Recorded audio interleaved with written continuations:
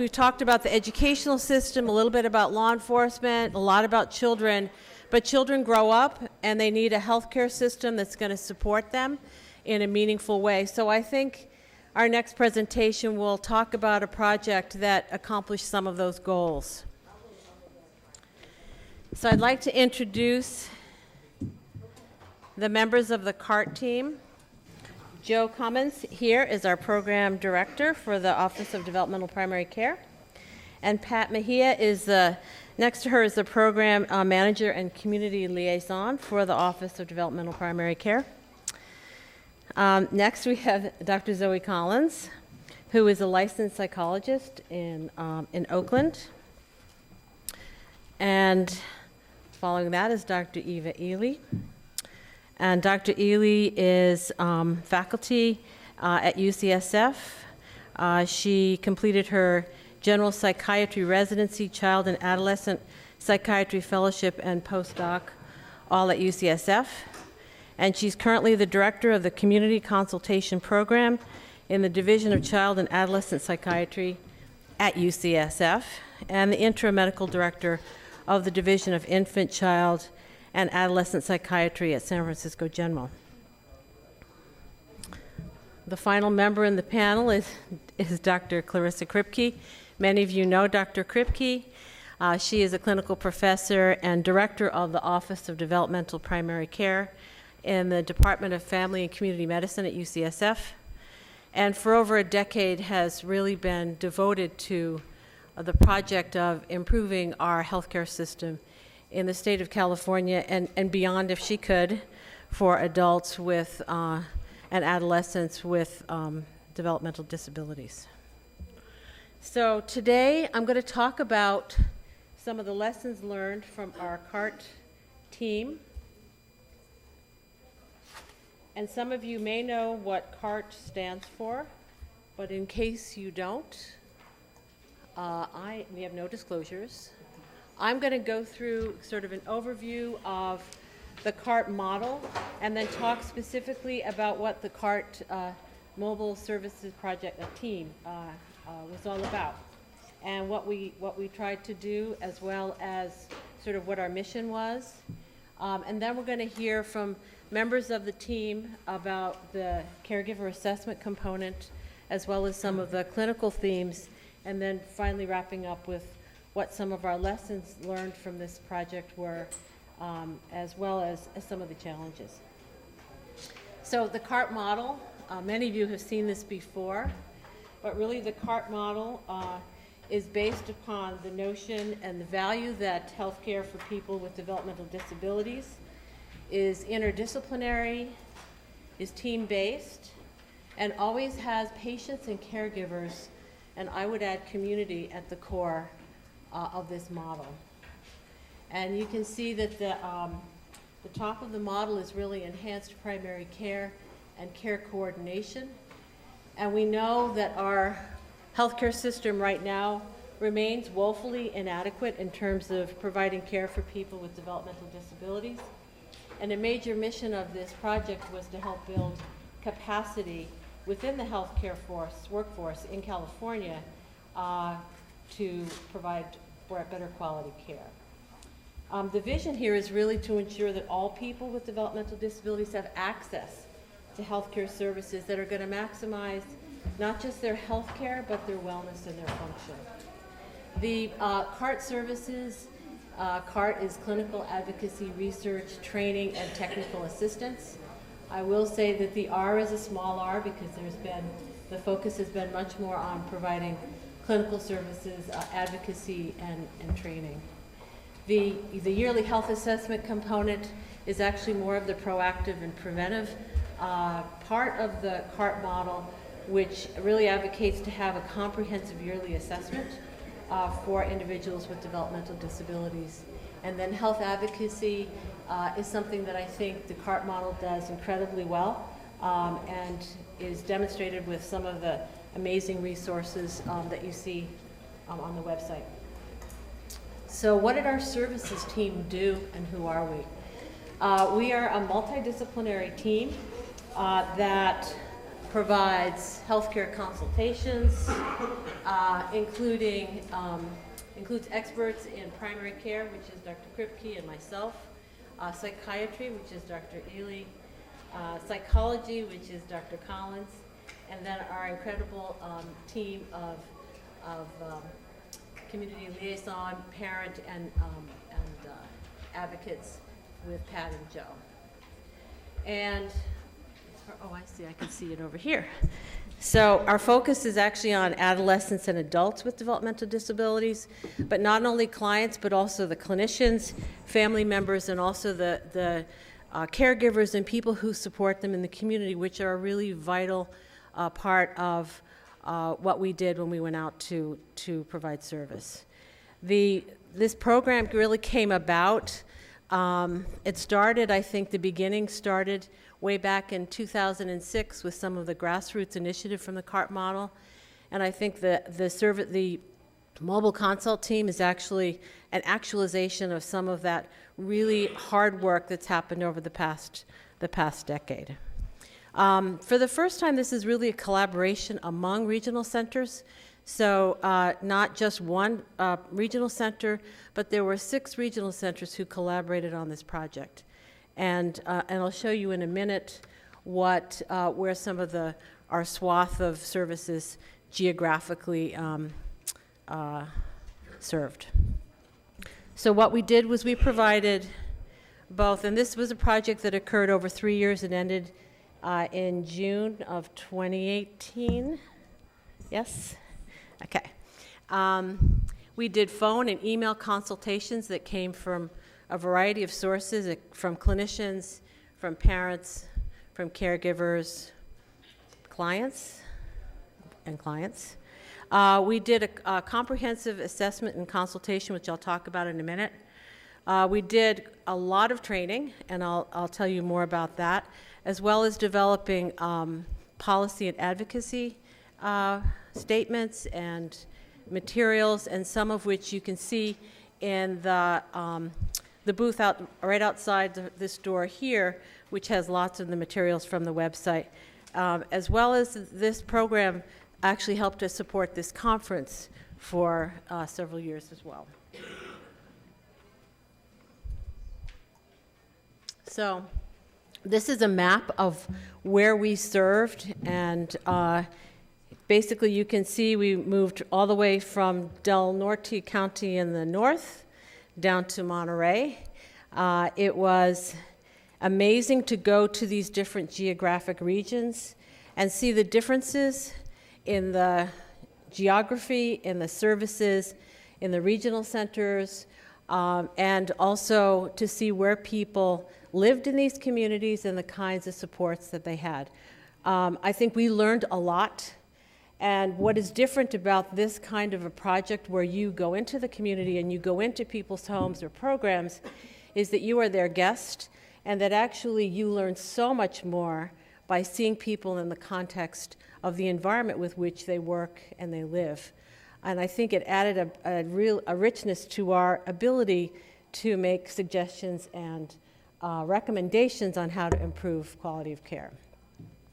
I do have to also say that and give a little shout out to the TAC team, because I've been a member of the Redwood Coast Regional Center TAC team, and I know there's a number of TAC team folks here in the audience, and some of the elements of our comprehensive consult were really built upon some of the components that we've used for years in the TAC team. So good job, TAC team.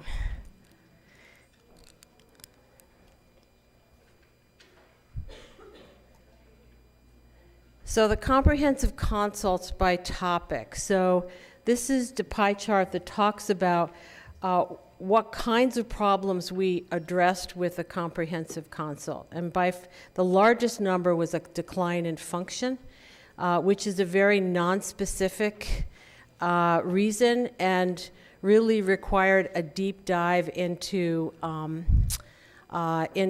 sort of all aspects of the person's well-being, both medical, psychiatric, environmental, etc. That was followed by behavioral issues as one of the reason for the consultation.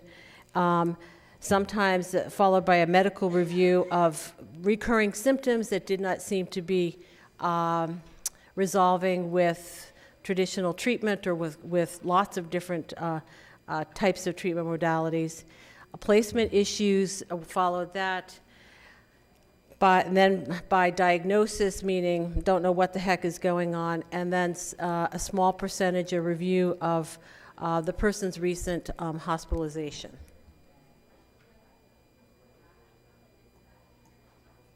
So what is a comprehensive consult? The comprehensive consult is one that the client is referred by a regional center, usually a service coordinator or other member of the regional center.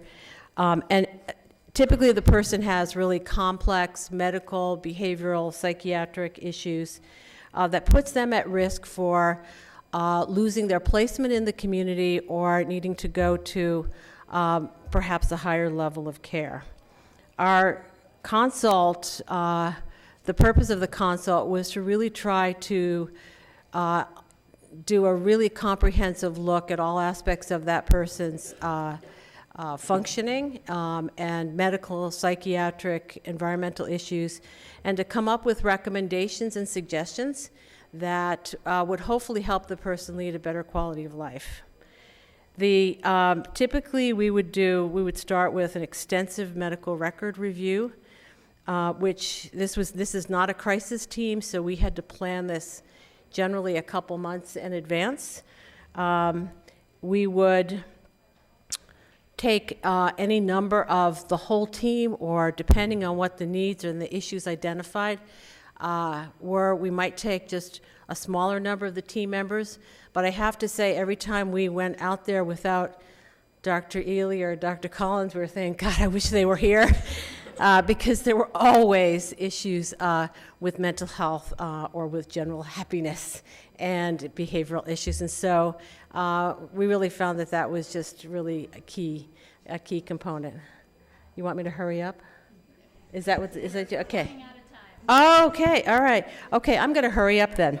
So what else do I want to say about that? Nothing. Okay. So I'm just going to talk a little bit about training, and then I'm going to pass it on. Okay. I thought I was hurrying. So training. So we did lots of trainings. The trainings actually, I think, were incredibly important in terms of helping the local community, the caregivers, the ILS staff, and the clients actually understand what resources were available to them. We did trainings in hospitals, in emergency rooms, in ILS groups, with families and caregivers, and the topics are listed here. I have to say the response was really wonderful to the trainings, and I think most of that material that we've used is actually on our website. So I think I'm going to pass it along now because I'm getting we've got a hurry up mode, and I'm going to pass this on to Dr. Collins, who's going to go next. Dr. Kripke's going to go next? Are we just going to... Well, actually, I thought it was... You're just going to cut to the end? Cut to the end. Well, before you cut to the end, though, could you just talk a little bit about the caregiver assessment? No? Okay. But you're welcome to stop at our table, and we'll be happy to fill you in. Really? Okay. Okay.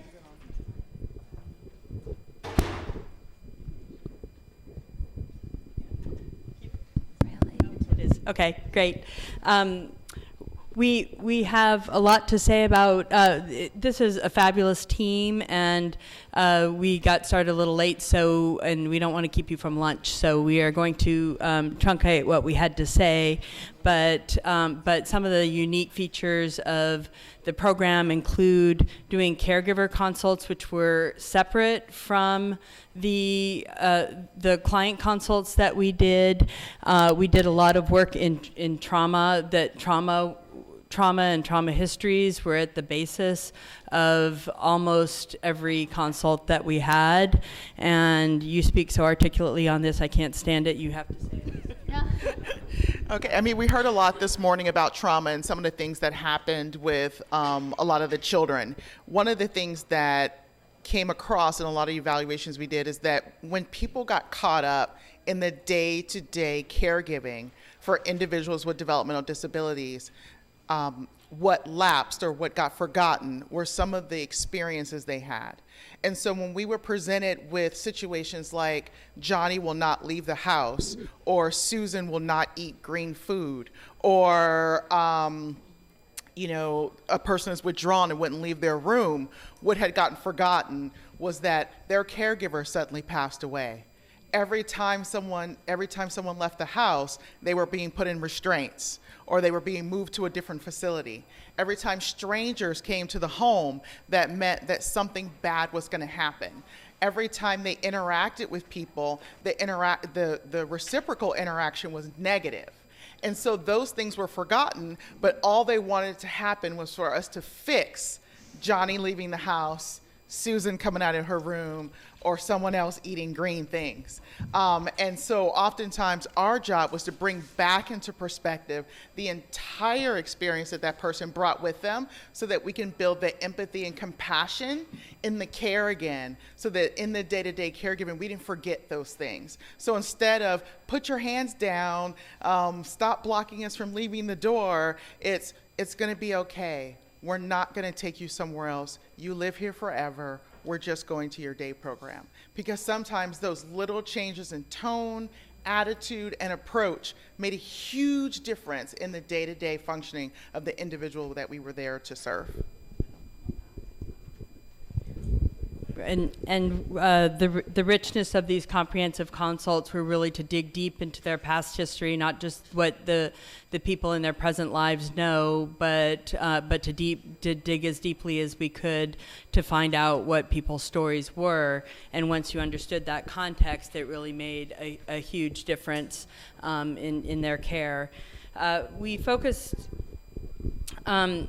The team experimented with a variety of ways to create efficiencies, with the hope that we could reduce the amount of highly skilled labor, travel, or resources that we needed to do solid assessments and to create comprehensive and practical sets of recommendations. But what we found was that there's really there are no shortcuts, that this is labor intensive, that it takes expertise, that it takes the whole team, and that it takes going to their environment. We can't do this by telemedicine, and we actually served some people that the TAC team had served and who provided services to, but when we went out there, we had a really different perspective and a different set of recommendations than when it was done completely remotely. So taking the time also to write our comprehensive reports was very labor intensive, but synthesizing that data from multiple disciplines and multiple sources was a critical services to get teams on the same page and to create a common understanding of what the issues were so that people could work together effectively. We often thought that we had a really good idea of what was going on with the client based on talking to their case coordinators and doing that comprehensive review of records, which was often a quite thick stack. But even the reason for the consult was different when we actually got out there. Even the chief complaint wasn't the same.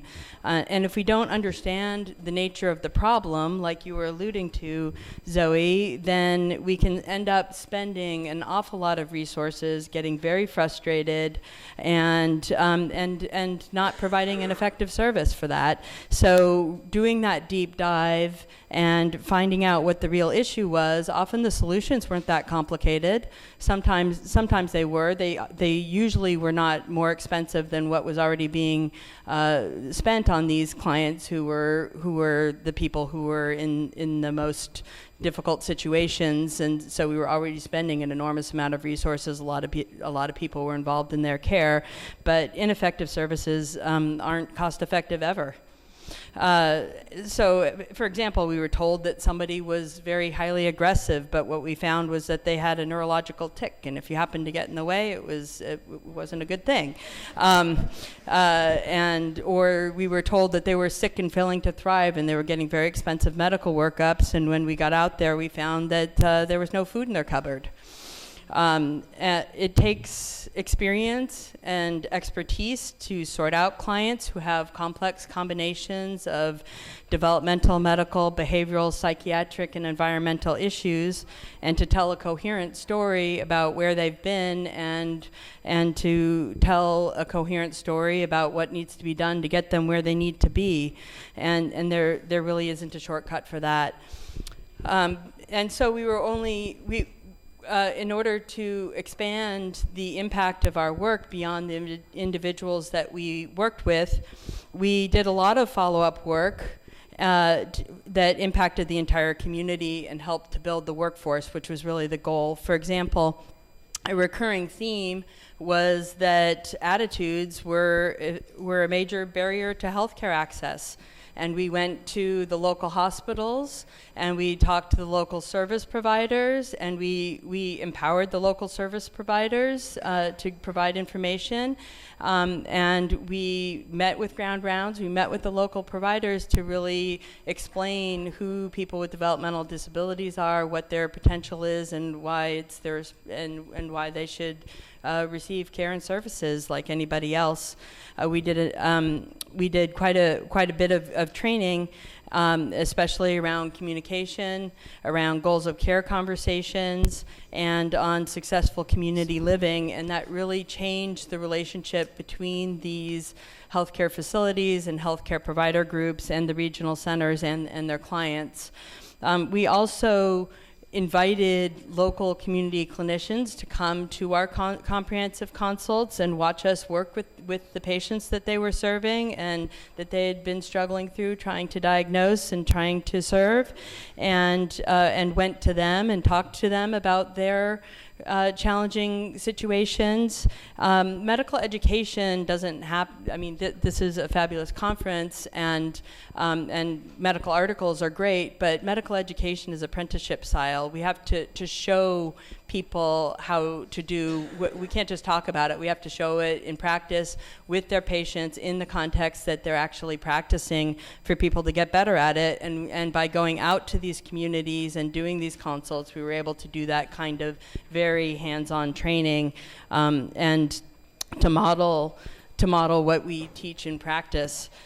And in terms of systems issues, there is a lot of focuses on the services that are being provided in higher level group homes, in medically oriented and behaviorally oriented group homes, but most of our clients were not in those homes, and most people with developmental disabilities don't live in those homes. So if we focus solely on the people who are living in those homes, we're really going to miss the boat on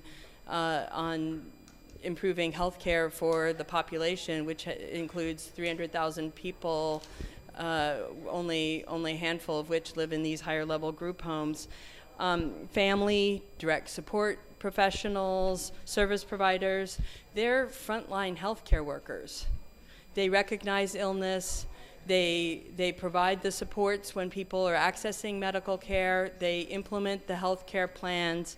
And those people need training, support, and oversight. And when we went into these communities, we were able to provide them with some of that training and support and encouragement and recognition for the important role that they have and the important job that they're doing that impacts healthcare. It's not just about what doctors do. It's not just what clinicians do.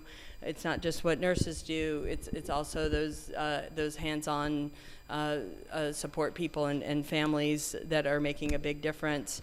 And we also noticed that in terms of system problems, that we've focused so much on these high-level group homes that have a lot of medical resources in them, and while they're fabulous and necessary and important, a recurrent theme was that people who don't live in those homes don't have access to skilled nursing even when they have skilled nursing needs, and a lot of people are being forced into institutions, into SNFs, into out-of-state placements because they don't have access to skilled nursing when they live in supported living, when they live in family homes, when they live in behaviorally oriented homes.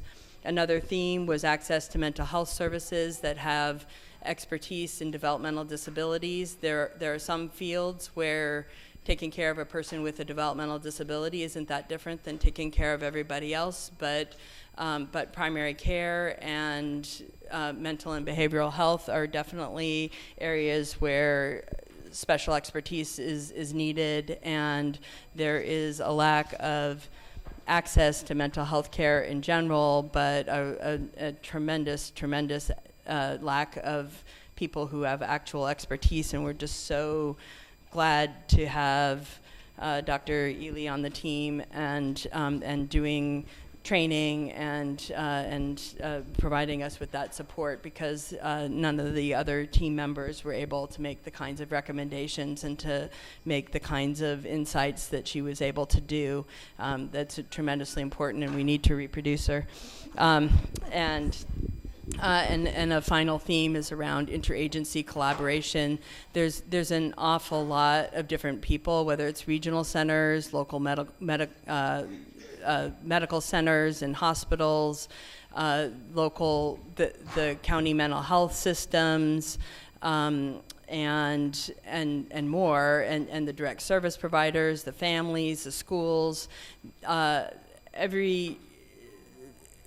all of those different systems and local service providers too, the local agencies who are providing services, the parent information training centers, all of these people have a role in promoting health, and we need to work together, and we need to break down the barriers so that we're not just pointing fingers and saying, oh, that's your health plan, oh, that's the regional center, oh, that's county mental health, and so that we can not replicate services, because a lot of times each of those agencies has a different care coordinator, and we're doing a lot of duplicate work that we could be doing once, and then we need to break down, make real decisions about who's responsible for what when we have these complicated situations, so that we can work as a team, not just this team, but also that community team.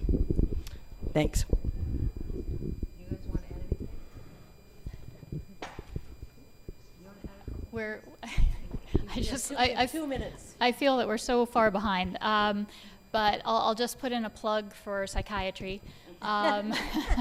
As the discipline that focuses on trying to understand whether there are neurophysiologic underpinnings to changes in behavior, and the changes in behavior that we were often asked to consult on were either decreases in functionality or worsening behavior in terms of agitation, or what was called disruptive behavior. And if we think about these things as manifestations of what the physiology of the nervous system is doing, then I think that will also provide additional insights that maybe the care providers hadn't been considering, or hadn't been included in the care plans. Final words? I just want to give a shout out to our caregiving team here, care provider support, assessment. Pat and Joe did a great job, and I think that is something that is oftentimes not included, and actually is a really important part in terms of someone's health. We know the caregiving force is aging, and we know that we need more good caregivers, and they need support to do the kind of job that they have to do.